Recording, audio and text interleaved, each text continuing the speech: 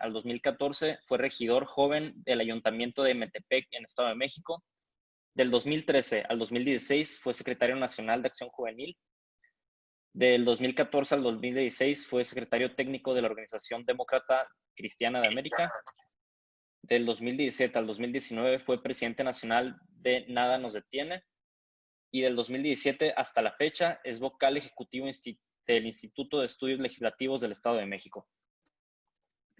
Pues la verdad que el ponente que nos acompaña hoy es un amigo y es un verdadero ejemplo para muchos jóvenes. Yo le agradezco mucho que nos dé el tiempo de aprovecharse. Bien decían por ahí que fue secretario juvenil de Acción Nacional. Y me queda a los que no lo conocen, a las nuevas generaciones, decirle y compartirles que sin duda ha sido el mejor secretario nacional que ha tenido el PAN. No me da impresión decirlo y lo digo siempre. Y me queda muy claro que este vato va a llegar muy lejos. Un día va a ser presidente del PAN, va a ser presidente de México. La verdad que es una gran persona. Y amigo, gracias una vez más por acompañarnos. A tus órdenes, Ever. No, muchas gracias a ti, David, por la invitación. Gracias a todos los jóvenes que están participando en esta escuela. Veo ya algunas caras conocidas de hace algunos años y me da mucho gusto reencontrarme también con ustedes. Pues si quieren empezamos. No sé si ya tengo habilitada la opción de compartir pantalla. Parece que no. Listo, amigo, ya la tienes. ¿Listo? Bueno, miren, hice una presentación. No, David me dice que no. A ver. Ya, ahora sí ya.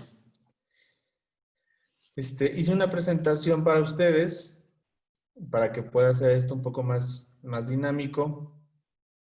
Y bueno, la intención es platicar acerca de la participación juvenil. Todos ustedes son jóvenes. La ONU reconoce a los jóvenes desde los 12 hasta los 29 años, así que yo creo que todos están dentro de ese rango de edad. Yo no, yo ya tengo 32, pero bueno, seguimos aquí sintiéndonos jóvenes. Y la idea es platicar sobre qué están haciendo los jóvenes en este país, qué tanto participan o no de los temas públicos. Ustedes están comenzando a acercarse a la política y eso es algo muy bueno, pero por supuesto que es todavía mejor cuando se hace con la preparación, como en el caso de esta escuela que están ustedes tomando. Así que yo quiero compartir con ustedes primero un diagnóstico de nuestro país, de este México en el que vivimos, en el que nos tocó estar, y después hacer algunas reflexiones sobre la política misma, sobre los retos de nuestra generación, y sobre la trascendencia de la labor política, del por qué es importante estar en política independientemente de las aspiraciones, de los sueños legítimos que podemos tener. Hay cosas mucho más trascendentales en eso. Entonces, lo primero es compartirles que este es un país lleno de problemas y problemas muy serios. Los dos que quiero comentar el día de hoy es la inseguridad y la corrupción. Hay una encuesta que es del 2015, se llama Encuesta Nacional de Calidad e Impacto Gubernamental. Esta encuesta mide muchas cosas y entre ellas la percepción de inseguridad. Es muy diferente a todas las estadísticas que nos hablan del número de delitos o el número de sentencias. La percepción es distinta, es cómo se siente la gente.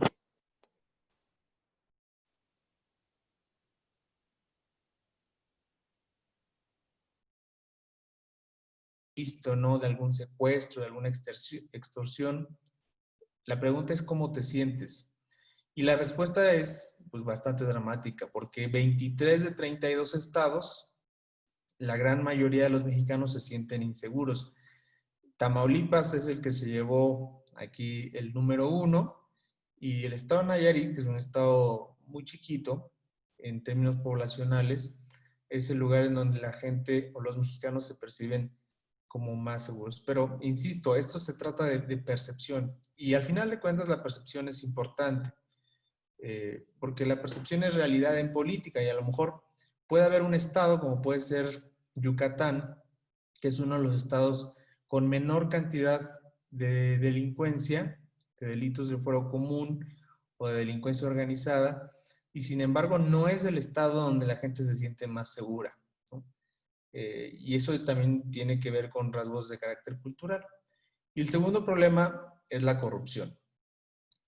Ustedes recordarán que el actual presidente de la República llegó a la presidencia precisamente con ese discurso de la anticorrupción.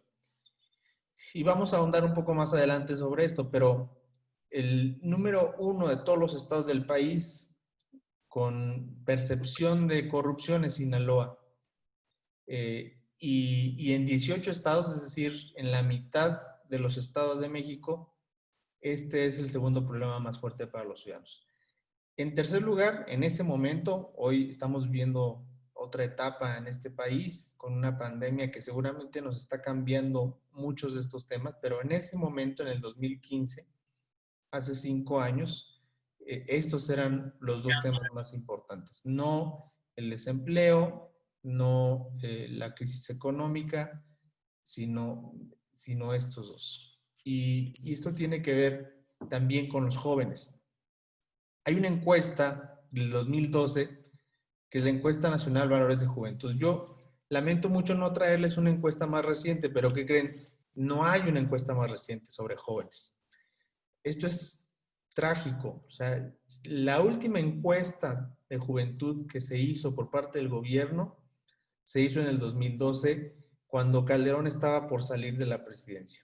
Después vino todo el sexenio de Peña Nieto y en ninguno de los 6 años se quiso hacer esta encuesta, y ahora llevamos 2 años del sexenio de López Obrador y tampoco se ha levantado. ¿Qué mide esta encuesta? Es qué tanto están interesados los jóvenes en los temas públicos, cuáles son los problemas que más les impactan, a qué se dedican los jóvenes, cuáles son sus sueños, cuáles son sus intereses. Bueno, tiene 8 años que se realizó esta encuesta. Seguramente un porcentaje importante de quienes fueron encuestados hoy ya no son necesariamente jóvenes, pero este es el último dato que tenemos y vale la pena que lo podamos compartir.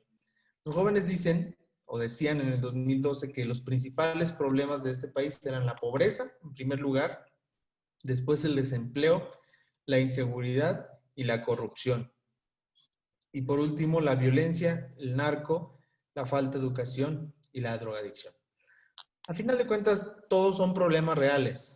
Si hoy, que han pasado 8 años, volvemos a leer esta lista, pues yo les preguntaría, ¿a poco no creen que todos esos problemas siguen pasando en este país? Pues claro que sí. No se ha acabado la pobreza, sigue habiendo mucho desempleo, ahora más que nunca con la crisis económica que se viene. La cantidad de homicidios en este año ha roto cualquier récord histórico. La corrupción no se ha acabado, aunque lo diga el presidente todas las mañanas, que ya terminó, no es cierto.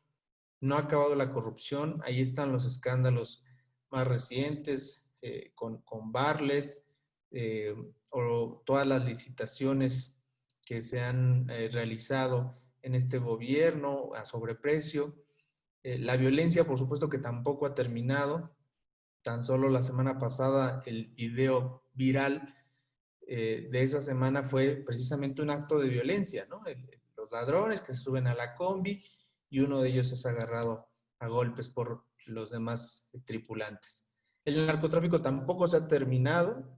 Quizá hay una lucha de cárteles que hay que ir actualizando con el paso de los años, pero el narcotráfico sigue ahí, no termina. La semana pasada o la antepasada se hablaba de la captura en Guanajuato de uno de los líderes de un cártel muy importante en el estado, Santa Rosa de Lima. La falta de educación tampoco ha terminado, y pues la drogadicción sigue siendo un problema social muy fuerte que impacta de manera directa y determinante pues a todos los jóvenes de México. Todos estos son los problemas que los jóvenes ven, que perciben, que les preocupan, que les afectan, y yo estoy seguro que a todos los que aquí estamos conectados podemos coincidir con el resultado de esa encuesta. O sea, estos problemas nos preocupan, y precisamente estos son los problemas que deberían motivarnos a la participación en los temas políticos. Ahora bien, hablemos un poco más de la pobreza, porque a mí me parece que de repente lo damos por hecho, ¿sí? Como que México es un país con una cantidad muy importante de pobres, pero no comprendemos que la pobreza es un problema que lleva décadas en este país, que no se soluciona y que inclusive yo diría no estamos avanzando en solucionarlo. Primero, porque la mitad de los mexicanos son pobres, sufren de algún nivel de pobreza. La mitad de los mexicanos. Esto es un tema impactante, ¿no? Y fíjense lo curioso que es, el estado que se sentía más seguro es al mismo tiempo el estado que sí ha estado combatiendo efectivamente este tema de reducción de pobreza, Nayarit. ¿Cómo le han hecho exactamente? Yo no lo sé, no soy de ahí ni conozco bien el caso concreto de las políticas públicas dirigidas a atender este problema, pero sí me parece muy importante que resaltemos cómo el combate a la pobreza está ligado a otros temas, ¿no? Cuando hay menos pobres o cuando logras reducir la pobreza, pues seguramente está vinculado a una mayor sensación de seguridad, a que hay mayor cantidad de empleos, a que hay una mejor educación en tu estado y quizá otras muchas más políticas públicas exitosas.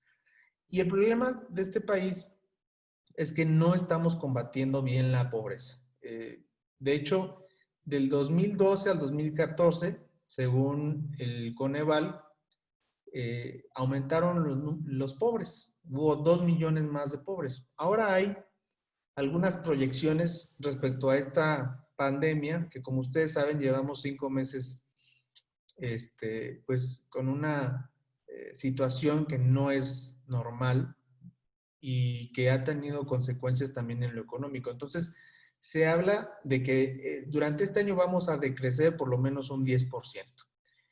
Y eso no es solamente un número o un porcentaje, sino que va a tener consecuencias muy graves en mucha gente que se quedó sin trabajo y que otros muchos que ya tenían una situación difícil, que ya estaban padeciendo de algún nivel de pobreza, quizá ahora estén en la pobreza extrema. Ese es un grado mucho más profundo de pobreza en donde pues prácticamente no estás viviendo, estás sobreviviendo. Se dice que se trata de las personas que tienen un máximo de $2 al día para poder vivir.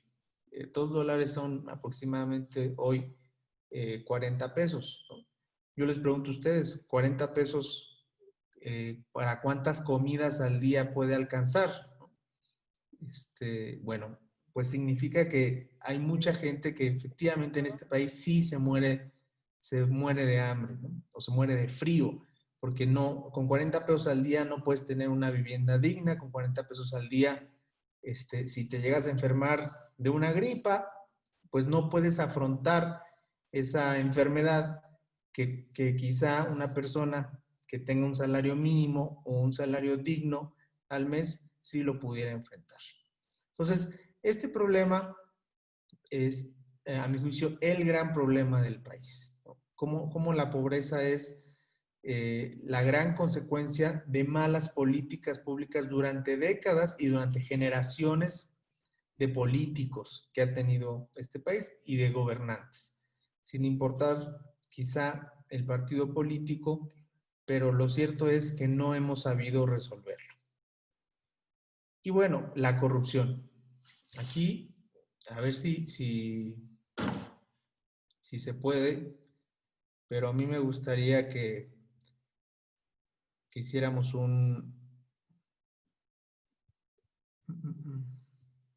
una dinámica rápida. Todos tienen habilitado ahí su chat. De hecho, ya hay unos que han estado compartiendo. Pues vamos a ver qué les parece. Si me ayudan a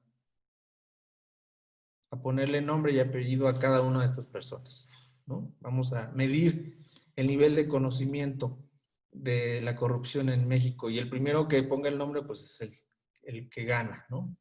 Si pueden ver mi mouse, les pregunto quién es este individuo, esta persona exactamente. Muy bien. El segundo de aquí. César Camacho, muy bien, David.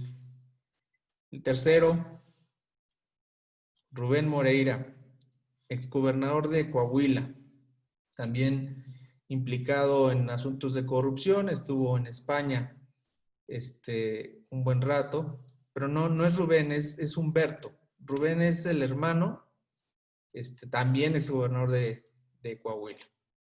Ahora ¿no? Borge, exactamente.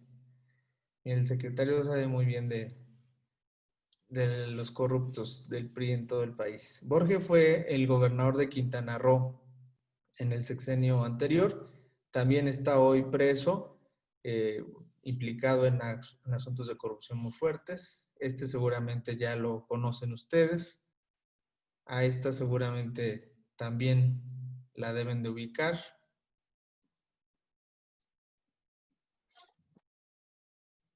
A ver si la ubican a esta mujer.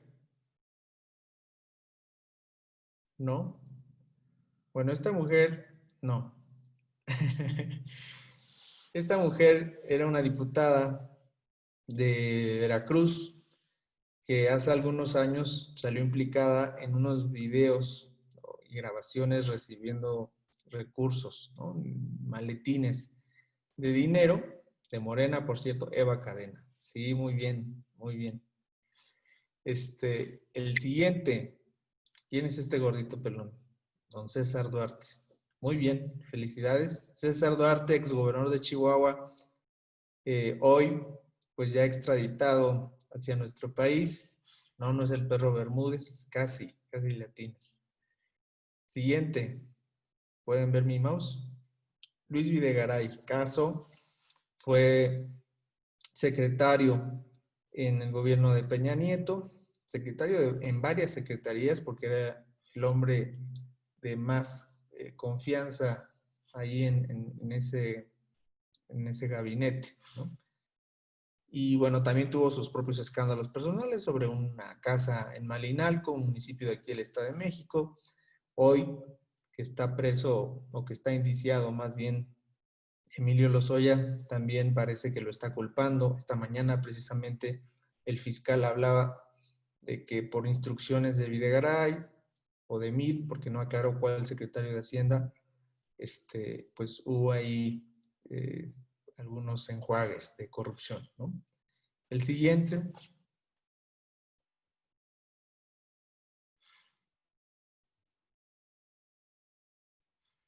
Mario, ¿qué?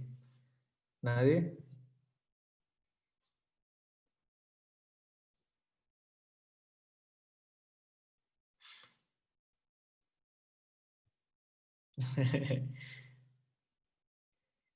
Él es Maloba. Fue gobernador de Sinaloa, expriista, pero no ganó por el PRI, sino por una alianza entre el PAN y el PRD. Y bueno, también ha sido acusado de diversos cargos que tienen que ver con el desvío de fondos. La mujer del Gordillo, exactamente, lideresa del Sindicato Nacional de Trabajadores de la Educación, una mujer con muchísimo poder en este país desde hace muchos, pero muchos años, que también estuvo presa durante un buen tiempo. El siguiente. El Niño Verde, sí, Jorge Emilio González, hijo y nieto de una dinastía que son prácticamente los propietarios del Partido Verde Ecologista de México.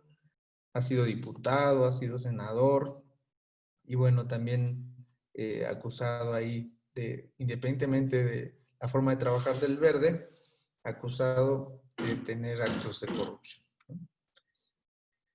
Este de aquí, pues seguramente lo conocen. Este de acá, Javier Duarte, exactamente, exgobernador de Veracruz, acusado de robar 1,000 millones de pesos, nada más esa cantidad, siendo gobernador. Y pues bueno, hoy también está en un proceso penal que está desahogándose. El siguiente, Tomás Yarrington, ex gobernador de Tamaulipas, también pues está hoy viviendo un proceso judicial y acusado de actos de corrupción. Y el último, nadie, casi sacaban 10 en este mini examen, pero este hombre es Carlos Romero de Champs, es el líder del Sindicato de Petróleos Mexicanos, una mafia realmente dentro del país, muy cercano al PRI, pero pues también ha sobrevivido gobiernos panistas y todavía sobrevive al gobierno de Andrés Manuel. Se dice que pues no se lleva muy bien con este gobierno y que probablemente pueda renunciar, pero lo que nos debería de asustar es que conozcamos tantos casos de corrupción en este país, de políticos que son acusados con pruebas irrefutables, y aquí no anoté otros muchos. Ustedes hablaban de casos sonorenses, o alguien puso Calderón, en fin. La verdad es que si hablamos de corrupción en este país, podemos hablar de muchísimas personas, ¿no? De muchos, o quizá hasta de todos los partidos políticos. Y yo quiero hacer una reflexión primera. ¿Se dan cuenta cómo no importa si eres hombre o mujer, cabes en esta lámina? Pero tampoco importa si eres viejo o eres joven. Cuando Peña Nieto compitió por la presidencia de este país, sus estrategas en comunicación política, pues seguramente les recomendaron hablar de una nueva generación. Entonces se hablaba del nuevo PRI también, ¿no? Y en una entrevista muy importante, me parece que con Loret de Mola, Peña Nieto también se refiere a que había, esa nueva generación estaba representada por él, pero lo acompañaban gobernadores muy jóvenes, precisamente como Javier Duarte o como Borges en Quintana Roo, ¿no? Y lo triste de esto es que quizás sí haya electores que en su momento dijeron, es verdad, pues el PRI ya le hemos dado muchas oportunidades, ha sido pues algo desastroso y lamentable, pero estos son nuevos, estos son jóvenes y hay que darles una oportunidad a los jóvenes. Y muchas veces en campañas políticas, si ustedes ya han vivido alguna campaña, si no, la vivirán pronto, pero en campañas los jóvenes, cuando tocamos una puerta y nos abre alguien e intenta dialogar con nosotros o debatir, le decimos, pero nosotros somos chavos, denos la oportunidad, nosotros no hemos robado, ¿no? Bueno, lo primero que hay que decir es que el ser joven no es garantía de nada, ¿no? Porque la corrupción es un mal que no respeta edades, ¿no? No respeta orígenes, no respeta si eres rico, si eres pobre. La corrupción es un mal presente en cualquier persona si es que te dejas llevar precisamente por las tentaciones del poder público. Y lo otro que hay que decir es que la corrupción le ha hecho un daño tremendo a este país. Numéricamente hablando, hay quienes se atreven a dar algunas cifras y se habla de miles de millones de pesos cada año que cuesta la corrupción. No solamente la corrupción de los políticos y de sus negocios y de sus tratos, sino también la corrupción de el tránsito que pidió la mordida con un billete de 200 pesos y pues la persona que lo dio, ¿no? Eso también es corrupción y todo eso influye, y algunos hablan de un porcentaje importante dentro del Producto Interno Bruto de este país. Entonces, cada año estamos perdiendo muchísimo dinero en actos de corrupción. Y este es un país que mucha gente nos explica por qué, si tenemos tanta riqueza natural, no solamente pues en nuestros bosques, en nuestras selvas, en nuestras playas, sino también en nuestras minas que han sido explotadas brutalmente desde hace cientos de años y no se acaban, y sigue habiendo más de dónde sacar. Hoy con las energías pues más renovables, por así decirlo, ¿no? La solar, la eólica, también este es un país que está diseñado prácticamente para aprovechar ese tipo de recursos.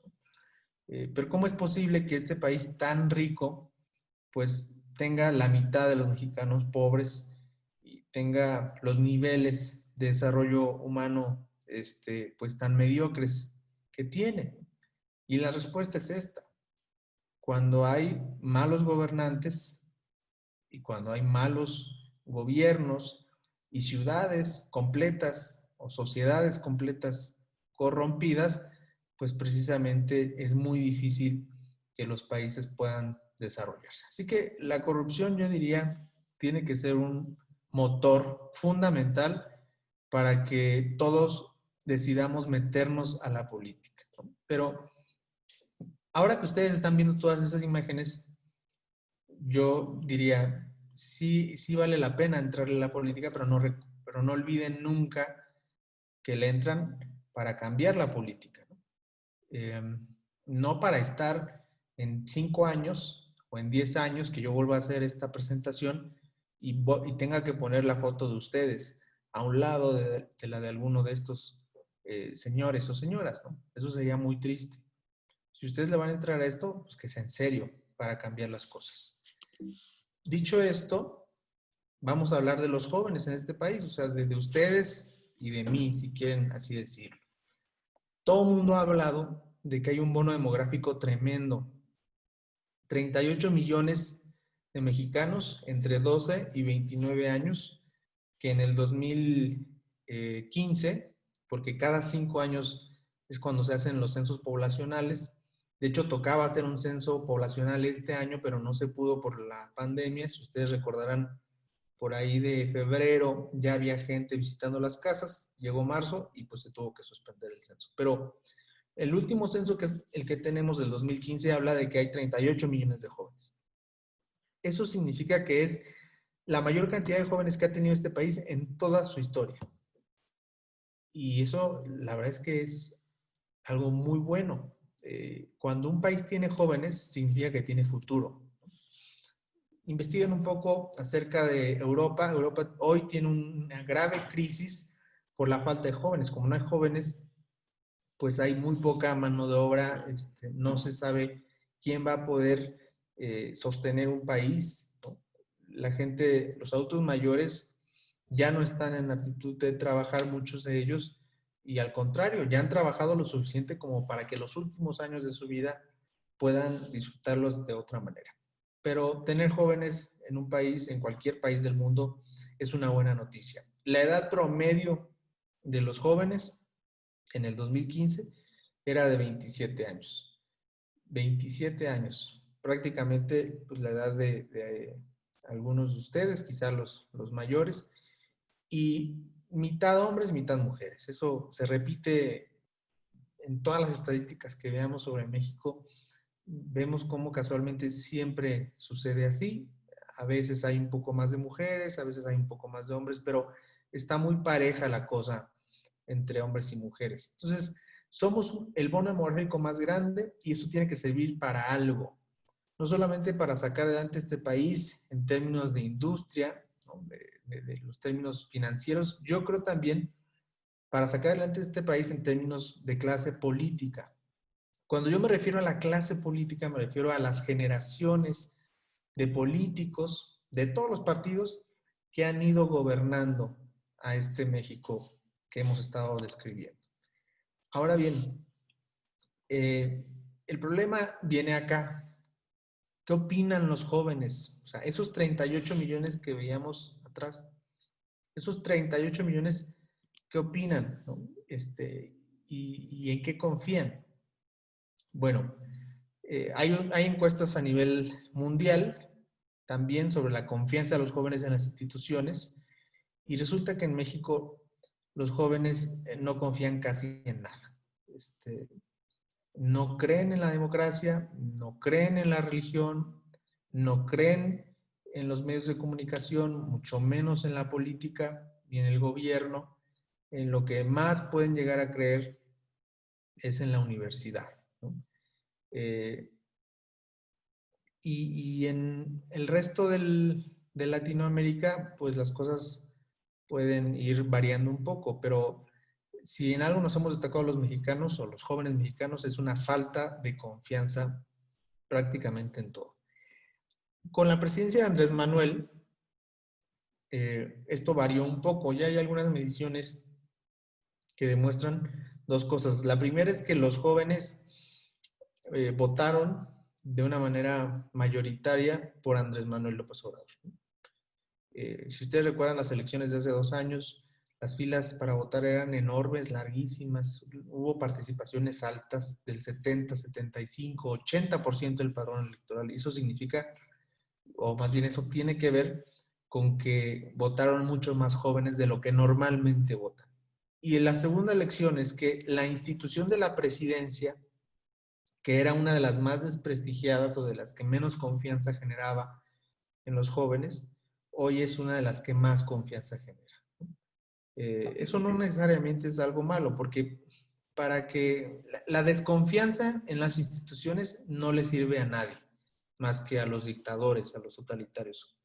Si ustedes revisan esta gráfica, el color naranja mide la confianza en la democracia y está muy bajo, pues prácticamente en todas las regiones en donde se midió. Y esto es grave porque cuando no crees que la democracia es la mejor forma de gobierno, comienzas a pensar en alternativas que no son democráticas, ¿no? Inclusive, seguramente ustedes tienen amigos o ustedes mismos han llegado a pensar, bueno, parece que la democracia no funciona, no está sirviendo, deberíamos de ser una monarquía, ¿no?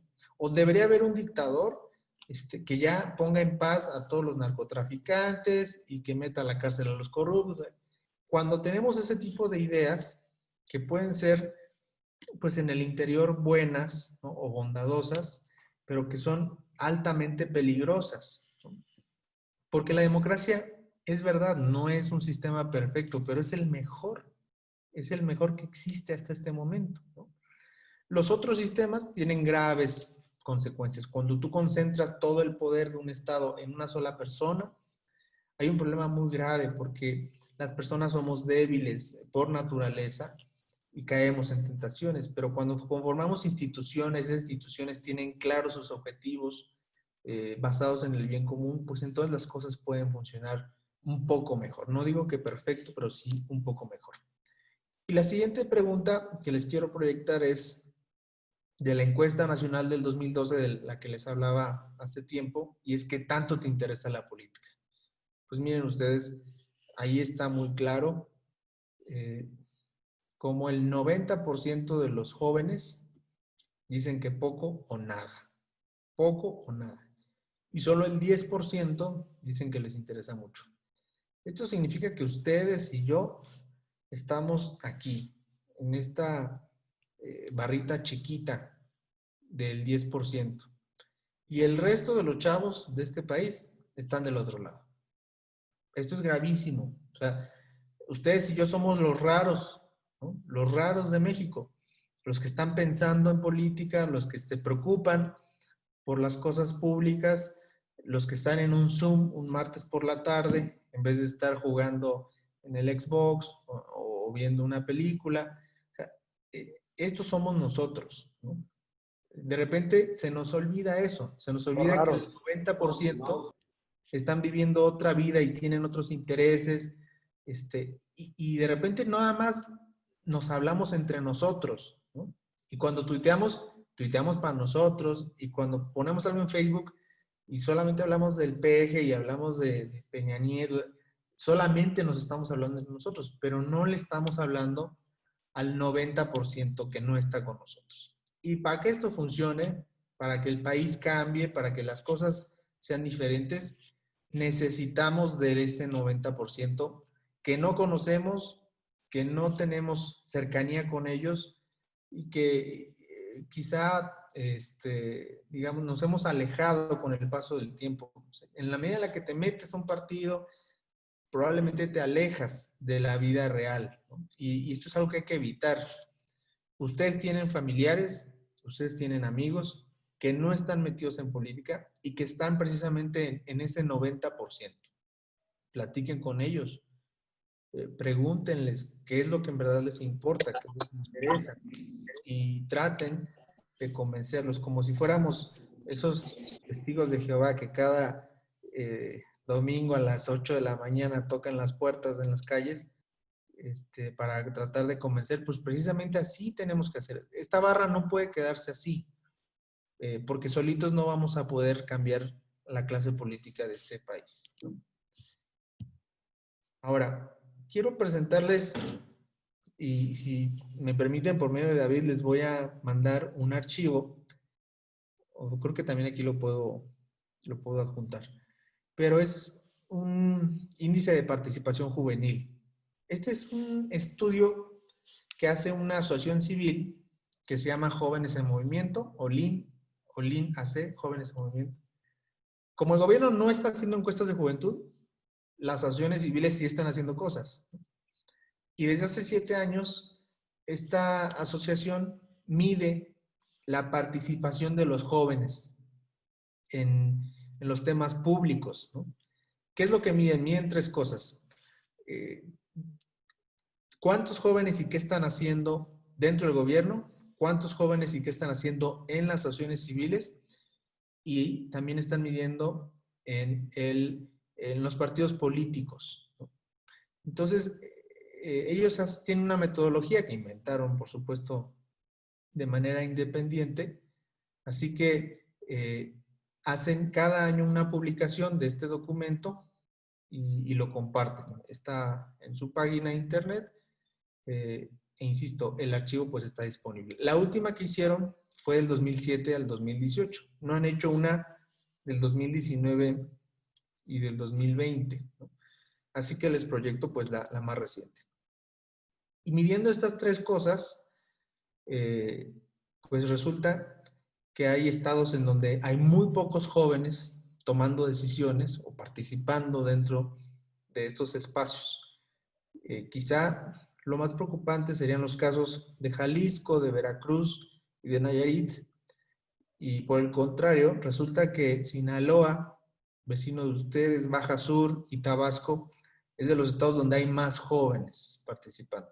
Sonora, como ustedes lo pueden observar por su color, pues no es de los mejores, pero tampoco está tan blanquito, no tan claro.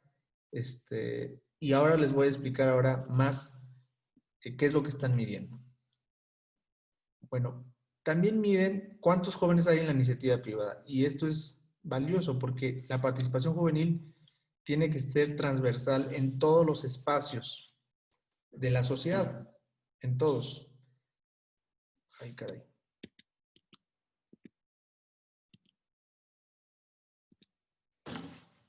Perdón, ¿eh?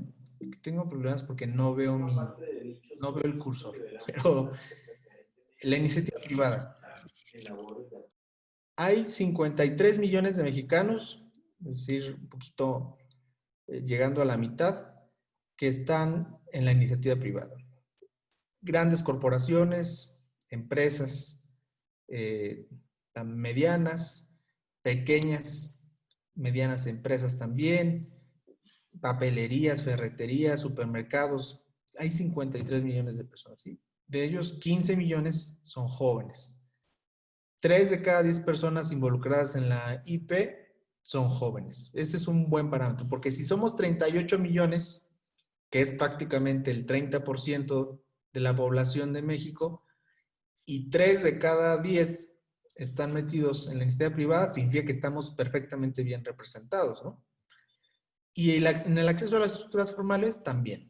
3 de cada 10 personas a las que la iniciativa privada les paga son jóvenes. El problema viene después. Solamente 1 de cada 10 tomadores de decisiones, es decir, ejecutivos, directores generales, socios en las empresas, solo 1 de cada 10 son jóvenes. Y esto pudiera resultar hasta cierto punto comprensible, ¿no? Pues sí, claro, pues porque cuando un joven se mete a una empresa, pues no llega directamente a ser el socio mayoritario, ¿no? Sino que se va enrolando poco a poco, va conociendo la empresa y va creciendo paulatinamente. Está bien, vamos a darlo por bueno. El problema viene cuando no hablamos de las empresas.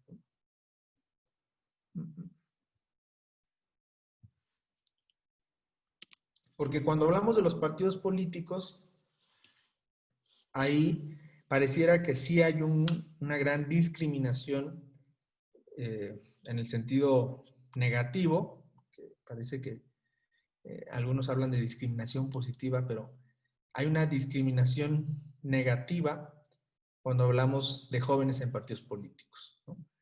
Se supone, según los datos del INE, que hay 15 millones de mexicanos inscritos en los partidos políticos, ¿no? Como militantes. Este es un dato un tanto injusto, porque los partidos reportan al INE afiliaciones masivas, ¿no? Sobre todo partidos como el PRI, donde las afiliaciones son por sindicatos completos o cosas así. Entonces, me parece que el PRI había reportado casi 10 millones de militantes, ¿no? En algún momento de su historia. El PAN lo intentó hacer también, llegó a 2 millones. Y bueno, hoy tenemos poco más de 300,000 militantes, ¿no? Bueno, de todos esos reportados al Instituto Nacional Electoral, de esos 15 millones, 2 millones son jóvenes, de entre 18 y 29 años.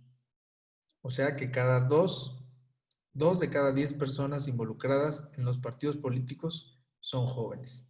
Pero cuando analizaron cuántos jóvenes estaban tomando decisiones dentro de los partidos políticos, pues ni siquiera alcanzó el 1%. 0 de cada 10 tomadores. Esto significa que no que hayas ninguno, sino que es un 0 punto y algo, ¿no? Esto es gravísimo. Y además, en los últimos 3 años, según los reportes precisamente de este índice de participación juvenil, la cosa se ha puesto peor. O sea, antes participaban 1 o 2, ¿no? De cada 10. Ahora es 0. Los jóvenes están fuera de la toma de decisiones de los partidos políticos. ¿Por qué pasa esto? Exactamente no lo sé. Puede haber varias razones. Quizá los jóvenes no están interesados en participar o en tomar decisiones en sus partidos políticos. Quizá otras generaciones arriba de ellos no les permiten el acceso a los espacios de toma de decisiones. En fin, no se les da la oportunidad probablemente y hay una lucha generacional dentro de cada partido político también, ¿no? Todas las teorías son válidas. Lo que este documento solamente está hablando son de números fríos, sin explicar a fondo las razones. Y, por último,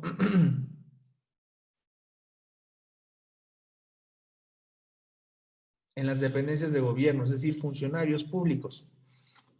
Hay 1.200.000 funcionarios en este país que trabajan en gobierno federal, en los gobiernos estatales, en los gobiernos municipales, en el poder judicial, en el poder legislativo, en los congresos locales. Hay 1.200.000. De ese 1.200.000, solamente hay 194.000 jóvenes. 2 de cada 10 personas involucradas en el gobierno son jóvenes, el 20%. Ahí, si ustedes se dan cuenta, ahí ya no estamos siendo representados como deberíamos. Si somos el 30% de la población, pues deberíamos ser 3 de cada 10 personas involucradas en el gobierno, ¿no? Y en el acceso a las estructuras formales, pues solamente 1 de cada 10 funcionarios es joven. Cuando habla de la estructura formal, se está eliminando a todos los que están contratados como eventuales o a través del outsourcing, ¿no? Que formalmente no son parte del gobierno, sino que una empresa tercera los subcontrata para que trabajen dentro del gobierno. Y en la toma de decisiones, pues bueno, lo que ya habíamos visto desde hace láminas anteriores, solamente 1 de cada 10 jóvenes es un tomador de decisiones. Solamente 1 de cada 10 llega a ser director general, alcalde, diputado, senador, cargos de ese nivel de relevancia. Pero bueno, a pesar de todo eso, de que la situación no está bien en cuanto al país y que no está bien en cuanto a nuestros números como jóvenes, nosotros estamos aquí y creemos en la política, creemos que este es el camino de la pluralidad y creemos que además es el camino del bien común. Y solamente, porque no sé si en el temario estaba, pero lo voy a tocar de manera muy superficial, Solamente quiero recordarles a ustedes precisamente este concepto del bien común. Y antes de eso, hablar de la política como lo que en realidad es, ¿no? Mucho se ha hablado en nuestras familias, en nuestros trabajos, en nuestras escuelas, de la política como un ambiente malo, perverso, poco sano, poco deseable para cualquier joven. Sin embargo, la política es lo más puro, lo más bueno que puede haber en el ser humano, ¿no? Un papa, Pío XI, llegó a decir que la política es la forma más excelsa de hacer la caridad, ¿no? Es decir, la forma más excelsa de hacer el amor. ¿Por qué? Pues porque está sirviendo a las demás personas. Y particularmente en Acción Nacional, así lo creemos, ¿no? Aquí hablamos mucho del humanismo político, que no es un invento del PAN, sino que es una expresión que aglutina las ideas de muchísimos pensadores antes de que existiera el PAN y cualquier partido político, ¿no? Desde Aristóteles, que dijo que éramos todos animales políticos. Cuando ustedes dicen o cuando escuchan que alguien diga, es que yo no soy político, pues está cometiendo un error. Todos los seres humanos somos políticos, ¿no? A lo mejor tú no estás involucrado en la política partidista, pero si eres ser humano y vives en comunidad, eres político. A menos de que seas un ermitaño en una cueva que solamente come chapulines, entonces sí tienes todo el derecho a decir que no eres político. Pero si estás en una familia, si acudes a trabajar o a estudiar, si convives con más personas, estás haciendo política.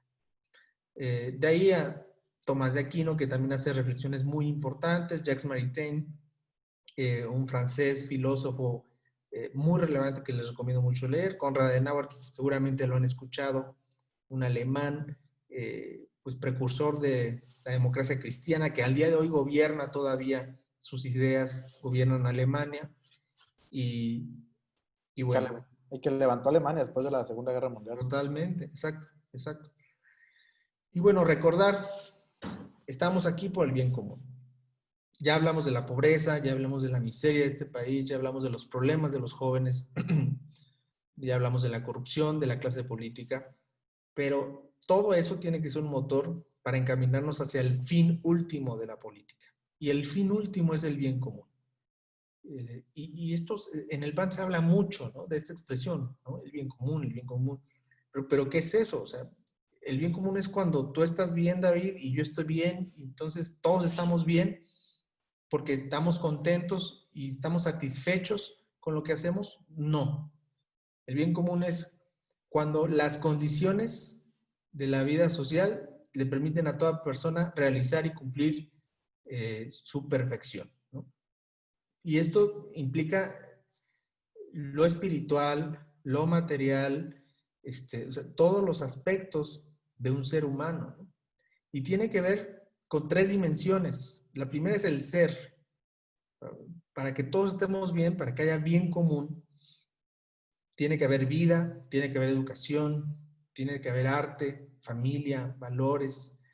También tiene que ver con el hacer, la segunda dimensión de nuestra existencia.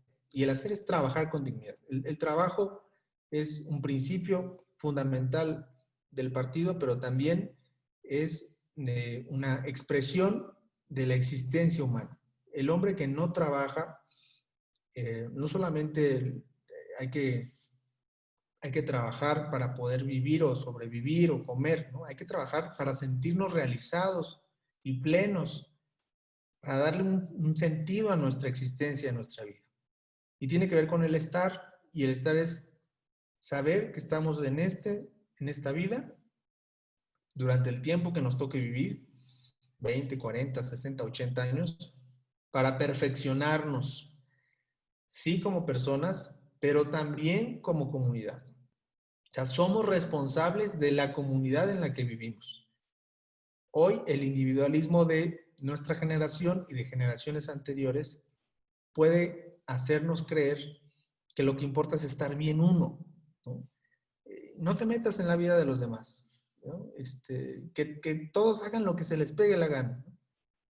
Eso es es un engaño, es una trampa, ¿no? Porque en realidad sí nos debe importar lo que pasa con el vecino. Si a la vecina la golpean, si le robaron su carro, si perdió su trabajo, todo eso nos tiene que interesar a nosotros. Seamos o no funcionarios públicos. Nos tiene que interesar porque cuando ellos están mal, cuando el de al lado está mal, aunque no sea mi familia, aunque no sea mi amigo, eso a la larga también me va a afectar a mí, de alguna manera. Todos estamos entrelazados. Y todo lo contrario a lo que hemos hablado son los estados de ánimo antipolíticos. La antipolítica ha avanzado mucho en los jóvenes y en mi generación, y yo no sé si en la de ustedes, pero espero que no tanto. Y los estados de ánimo tienen que ver con tres cosas. Primero es la indolencia, ¿no? Que cuando veo yo una persona que está sufriendo porque le robaron, no me duele, no me importa, ¿no?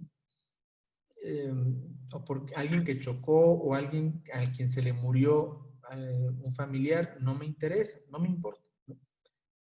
Cuando ustedes han visto estos videos de gente en desgracias, cuando hay un pleito en la calle y en vez de resolver el problema, de separarlos, la gente comienza a grabar, estamos hablando de una indolencia muy grande de la sociedad, ¿no?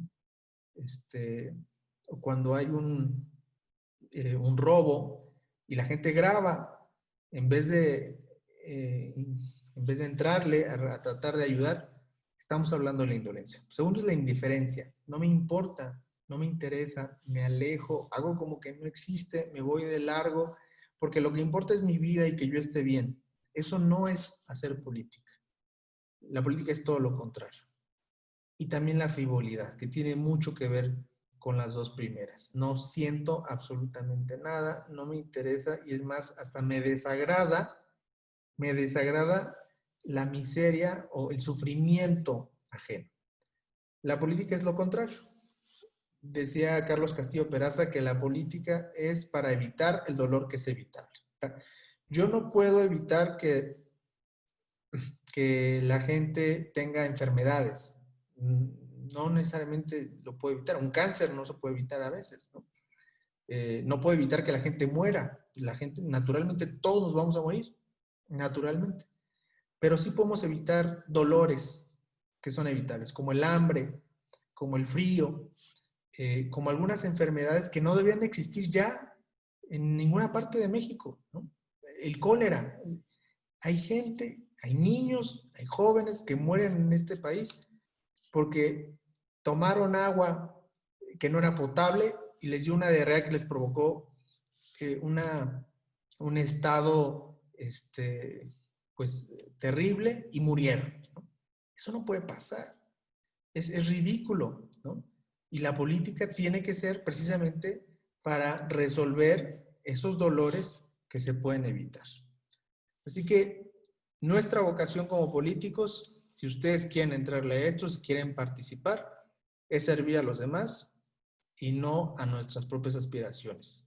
Está muy padre que quieran ser diputados, está muy padre que quieran ser presidentes, gobernadores de Sonora, eso está muy padre. Pero eso no es lo más importante de esto. Este juego se llama ayudar a los demás. Eso es lo verdaderamente relevante. Y si en ayudar a los demás ustedes pueden llegar a cumplir todos sus sueños, qué padre. Pero no se olviden precisamente de lo más relevante. Y ya para terminar, dos reflexiones. Hipócrates, un griego muy importante, que es considerado el padre de la medicina, pero que además nos dejó bastantes reflexiones, tiene una frase que es bastante popular, quizá mucha gente no sabe que es él el que la creó, pero que yo la subdivido en 5 lecciones. El primero es, la vida es breve. O sea, estamos aquí un instante y después se acaba, ¿no?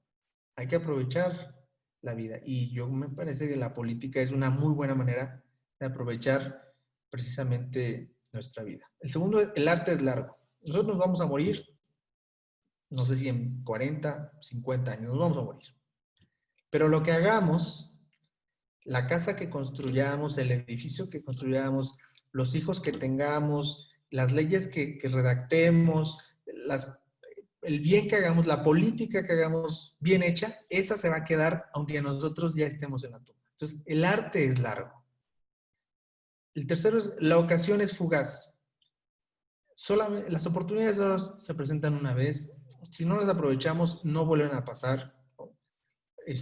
No es fácil tener oportunidades, así que hay que tomarlas, ¿no? Hay que aprovecharlas. Cuarto, la experiencia es confusa. Esta vida no es sencilla. Hablar de política en términos de bien y mal parece muy, muy sencillo, ¿no?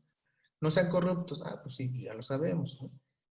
Pero a la hora de ejercer la política, a la hora de tener algún cargo, alguna responsabilidad, oye, es que David me hizo coordinador de no sé qué. Ah, bueno, ya al momento de las pruebas reales de la vida, las cosas no son tan claras entre bien y mal, ¿no? Así que la experiencia, el vivir, el día a día, puede llegar a ser confuso. Y por último, el juicio es difícil. Así como nosotros vimos todas estas fotografías de estos hombres corruptos, la verdad es que no sabemos qué hay detrás de cada uno de ellos. No hay forma de justificar lo que hicieron o lo que robaron. Lo que sí es que si ustedes deciden participar o seguir en esta vida o en esta vocación, es muy probable que tengan muchas tentaciones, ¿no? Y el juzgar cada una de ellas, ¿no? El salir adelante, no va a ser sencillo, no va a ser tan fácil como decir, yo me prometí a mí mismo ser una buena persona, nunca robar, ser honesto, no traicionar mis principios ni mis valores, y eso es lo que voy a hacer. Eso está muy bien, suena bien, pero no va a ser tan fácil. Y hay que estar preparados para ese momento. Y yo celebro mucho que a través de esta escuela y de seguramente otras capacitaciones que David y su equipo generan, ustedes estén preparándose no solamente en conocimientos, sino también en valores para poder crecer. Por último, ustedes ya no son niños, pero cuando fueron niños eran mucho más inocentes y nobles de lo que son ahora, ¿no? O sea, con los años, con la edad, el mundo nos va volviendo un poco más perversos, ¿no? Pero un poeta un poco conocido, pero que a mí me gusta mucho, que se llama Eliseo Diego, tiene una frase que a mí me encanta que dice, cuida que cuando regreses desde el final de tu vida pueda verte a la cara el niño que fuiste un día. Faltan muchos años para que ustedes terminen sus vidas, pero yo espero de corazón que cuando ese día llegue, pues precisamente el niño que existe en ustedes pueda verlos a la cara con mucho orgullo, y seguramente también yo estaré muy orgulloso de todos ustedes, sin importar la amistad o la distancia que existe en este momento. Yo con esto termino y estoy a sus órdenes.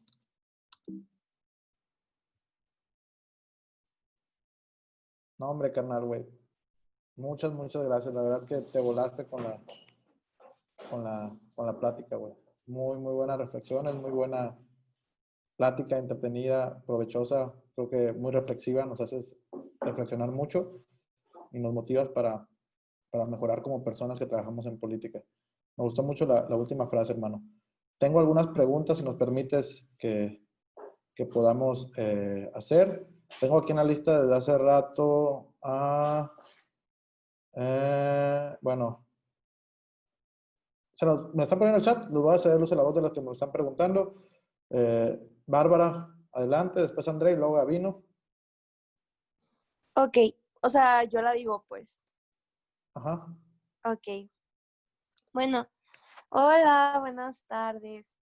Yo tengo dos preguntas porque a mí como que siempre me ha llamado mucho la atención la manera en la que se puede incentivar a la población. Entonces, mi primera pregunta va planteada hacia de qué manera crees que podríamos incentivar a la juventud a ser partícipe en la política. Y la segunda es que, por ejemplo, posicionándonos en un futuro, ¿no? Al final del sexenio López Obrador, el voto va a ser más reflexivo porque habremos tenido como antecedentes a 3 presidentes de distintos partidos políticos. empezando, por ejemplo, por Felipe Calderón, después Enrique Peña Nieto y ahora Andrés Manuel López Obrador, ¿no? Entonces, ¿tú crees que la competitividad de las próximas elecciones presidenciales motiven a un mayor porcentaje poblacional a ser más activos políticamente?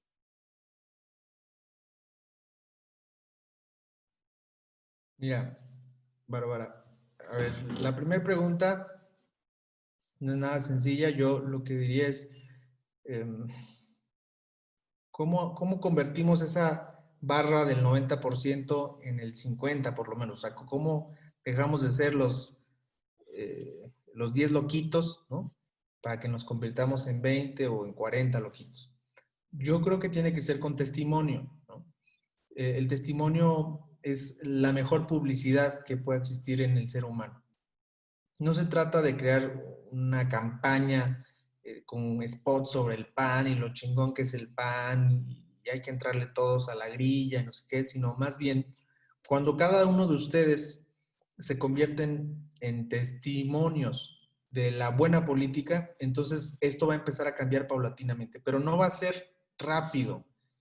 Entre ustedes y las generaciones que ahora gobiernan este país, hay muchos años de diferencia. De hecho, ahora más, porque tenemos un gabinete que tiene en promedio 75 años de edad. O sea, se imaginan esos hombres, digo, con todo el respeto del mundo, pero esos hombres están pensando en otro país, en otro México. ¿Qué van a pensar en el futuro? Están pensando en el pasado y quizá a veces en el presente, ¿no? Pero entonces, para que esto cambie, van a pasar muchos años. Y yo lo que diría es, cuando ustedes con su ejemplo puedan atraer a más jóvenes, ¿no? Que los admiren a ustedes y que se metan al PAN, no porque amen al PAN, ¿no? Sino porque los admiran a ustedes, porque quieren ser como ustedes. O sea, de esa manera solo es en la que vamos a ir promoviendo e invirtiendo esa tablita. Y la otra pregunta es sobre la competitividad en las próximas elecciones. Es bien interesante. Yo sostengo, el próximo año tenemos elecciones en todo el país, ¿no? De hecho, si no me equivoco, ustedes tienen la de gobernador también, ¿no, David? Ah, miren. Bueno, el próximo año hay una elección muy importante. Se juega la mitad de las gobernaturas, se juega el Congreso Federal y un chorro de congresos locales. Tú mencionas algo bien interesante. La gente ya votó por el PAN, ya votó por el PRI, ya votó por Morena. Cada una de esas veces que votó con mucha ilusión y mucha esperanza, ¿no?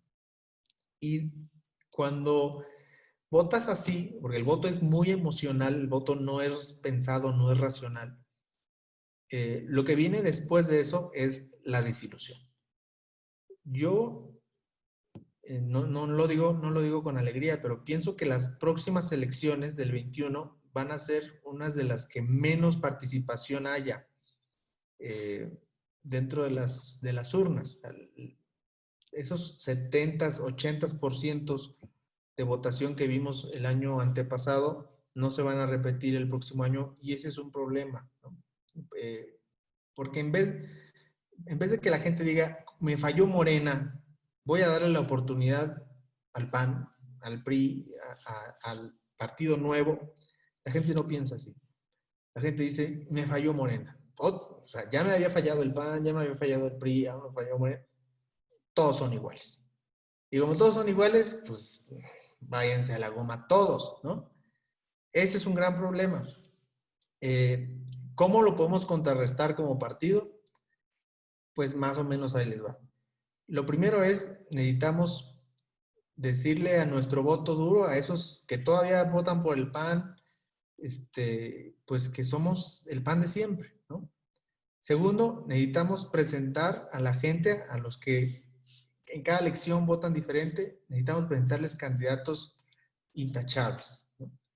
Si el próximo año el PAN recicla al que ya fue diputado y senador y regidor y todo en la vida, eso nos lo van a castigar.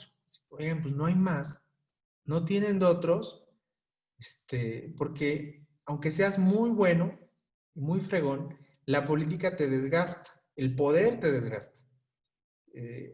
Aunque haya sido un gran gobernante, Entonces, sí tiene que haber caras nuevas dentro del PAN y más que caras, candidatos que sean frescos para el propio partido, ¿no?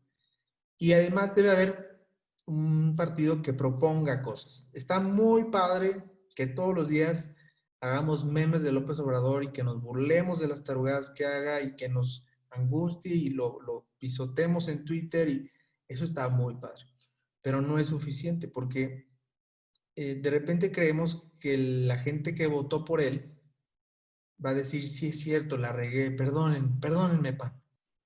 Ya, voy a votar por ustedes. Y no es así de fácil. Lo que tenemos que hacer es proponerles, bueno, si el López Obrador está haciendo todo mal, pues, ¿qué es lo que va a hacer el PAN, ¿no? ¿Qué opina el PAN sobre las energías renovables? ¿Qué opina el PAN sobre el seguro popular, las estancias infantiles y sobre todos los temas que le importan a la gente? Y para eso hay que hacer también un trabajo muy profundo para resolver qué es lo que en verdad le importa a la gente. Yo he tenido muchos debates últimamente porque me desespera un poco algunas circunstancias. Les voy a poner solo un ejemplo para dar paso a las siguientes preguntas. El PAN habló durante muchos meses sobre el aeropuerto de la Ciudad de México y estuvimos friegue y friegue, no lo cancelen, no lo cancelen, no lo cancelen, no se vale, es una tontería. Y teníamos razón, sí es una tontería, sí fue un desperdicio, sí es un error de López Obrador. Pero, ¿qué creen? Que solamente el 20% de los mexicanos se ha subido a un avión en toda su vida o ha pisado un aeropuerto en toda su vida. Entonces, mientras nosotros estábamos hablándole a ese 20%, López Obrador le hablaba al 80%, ¿no? A los 30 millones que votaron por él, que jamás se van a subir en un avión, que no conocen ningún aeropuerto y que no les importa que lo quiten de donde estaba y que lo pongan en el cerro, ¿qué importa, ¿no? Él le habla claro a la gente, le habla de lo que les importa, ¿no? Y además,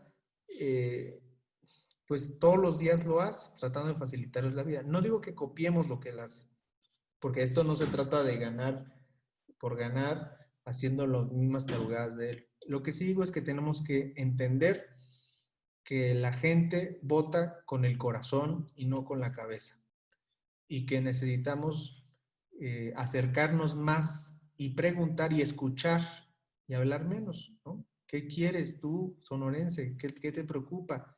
¿Qué necesitas? ¿Qué quieres que haga yo? ¿No? Para poder, después de eso, hacer propuestas que puedan, pues, ser mucho más reales a las necesidades precisamente de los que nos votan.